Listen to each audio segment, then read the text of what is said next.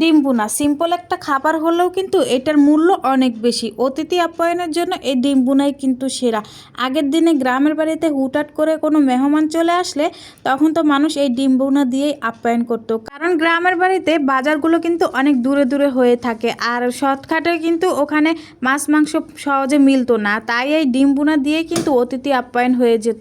ডিম ভুনা তো আমার অনেক বেশি পছন্দের একটা খাবার। তো আজকেও কিন্তু ডিম ভুনা করব, প্রায় সময় কিন্তু আমি ডিম ভুনা করে থাকি। আপনি যদি এই ডিম ভুনাটা মজা করে করতে পারেন তাহলে এই ডিম ভুনা দিয়েই আপনি 1 প্লেট ভাত অনায়াসে খেয়ে ফেলতে পারবেন। তো যাই হোক, আজকে আমি 4টা ডিম সিদ্ধ করে নিয়েছি। এই ডিমগুলোকে ছুলে তারপর একটা ছুরির সাহায্যে ডিমের গায়ে হালকা করে কেটে নিয়ে নিলাম।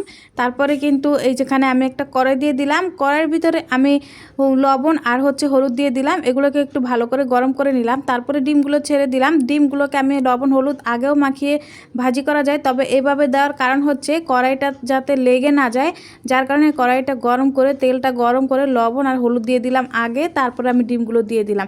তো ডিমগুলোকে এখন লাল লাল করে ভেজে নিতে হবে। ডিমগুলো লাল লাল করে ভেজে নেওয়া হয়ে গেলে ডিমগুলো তুলে নিলাম। এরপর এখানে অনেকগুলো পেঁয়াজ কুচি দিয়ে দিলাম কয়েকটা কাঁচামরিচ কুচি।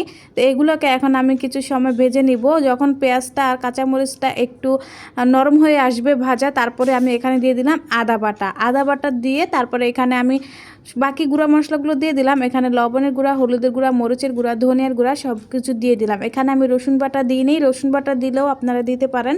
তো আদা বাটা দিয়ে ডিম ভুনা করলে কিন্তু অনেক বেশি মজা হয়। তো এখানে কিন্তু আমি ডিমগুলো সব দিয়ে দিলাম আর মশলাটাকে খুব ভালোভাবে কষিয়ে নিলাম। এই শুধু পেঁয়াজ দিয়ে যদি আপনি এই ডিম ভুনাটা করেন, এটা কিন্তু খেতে দারুণ ভালো লাগে। তো যাই হোক, ডিমগুলো দিয়ে আমি একটু নাড়াচাড়া দিয়ে অল্প পরিমাণে পানি দিয়ে দিলাম। পানি দিয়ে এরপর আমি ঢাকনা দিয়ে ঢেকে দিলাম। একদম শুকনো শুকনো করে ভুনা করে আমি ডিম ভুনাটা করে নেব। এই ডিম ভুনাটা খেতে কিন্তু অনেক বেশি ভালো লাগে। পোলাও, বিরিয়ানি, কোনো কিছুর সাথে এই ডিম ভুনাটা দারুণ লাগে। তো ডিম ভুনাটা হয়ে গেছে, এখন নামিয়ে নিব। আর এখানে আমি মাসকলার ডাল নিয়েছি। মাসকলার ডাল দিয়ে আজকে পাট শাক দিয়ে রান্না করব। মাসকলার ডাল দিয়ে শাক দিয়ে হয়তো কেউই রান্না করে খায় না, তা আজকে কিন্তু আমি রান্না করব, কারণ আমিও এর আগে কখনো রান্না করে খাই না। মাসকলার ডাল দিয়ে মাছ দিয়ে বা মাংস দিয়ে, মাংস দিয়ে আমি রান্না করতে দেখেছি এবং নিজেও খেয়েছি, কিন্তু শাক দিয়ে কখনো খাইনি। তো পাট শাকটা কিন্তু মসুর ডাল দিয়েই রান্না করি। তো আজকে ভাবলাম যে মাসকলার ডাল যেহেতু আছে, এটা দিয়ে রান্না করে খেয়ে দেখি কেমন লাগে। তো যাই হোক, ডালটাকে আমি আগেই ভিজিয়ে রেখেছিলাম ধুয়ে। তারপরে কিন্তু আমি এই যে চুলায় বসিয়ে দিয়েছিলাম, লবণ তারপরে হলুদের গুঁড়া, কাঁচামরিচ দিয়ে ওই আর কি ডিম মসুর ডাল দিয়ে যেভাবে রান্না করি ওইভাবেই রান্না করেছি। তো আপনারা দেখেছেন যে কিভাবে রান্না করতেছি। এরপরে কিন্তু আমি শাকগুলো দিয়ে দিয়েছিলাম। তো শাকগুলো যখন সিদ্ধ হয়ে যাবে, তারপরে এখানে পেঁয়াজ, রসুন, তারপর এগুলো দিয়ে আমি বাগার দিয়ে নিলাম। সত্যি বলতে ডাল তরকারিটাও কিন্তু অনেক বেশি মজা হয়েছিল আর ডিম ভুনাটা তো জাস্ট অসাধারণ হয়েছিল। মাঝে মাঝে ডিফারেন্ট রান্না করে খেতে কিন্তু ভালোই লাগে। তো যাই হোক, এইখানে কিন্তু আমার ডালটাও হয়ে গেছে, এখন ডালটা নামিয়ে নিব।